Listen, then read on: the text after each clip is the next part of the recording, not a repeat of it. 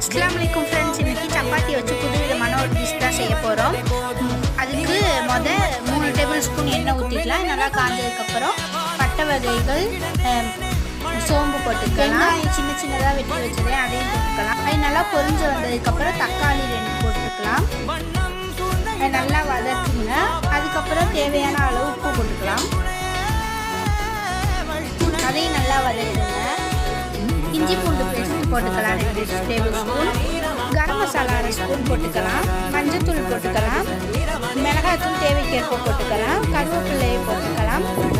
முட்டை 3 ஊற்றிப்போ நீங்கள் எத்தனை வேணுமோ அத்தனை போட்டுக்கலாம். அதுக்கப்புறம் சப்பாத்தியை நூடுல்ஸ் மாதிரி சிசரால் வெட்டி எடுத்துக்கோங்க. அதையும் போட்டுட்டு அதுக்கப்புறம் நல்லா ஒரு வாட்டி கிண்டினோன்னா போதும். சப்பாத்தி ரெசிபி ரெடி ஆயிடுச்சு. நீங்கள் வீட்டில் உள்ளவங்களுக்குலாம் கொடுத்து எப்படி டேஸ்ட் இருந்துச்சுன்னு சொல்லுங்கள். பாய். அஸ்ஸலாமு அலைக்கும்.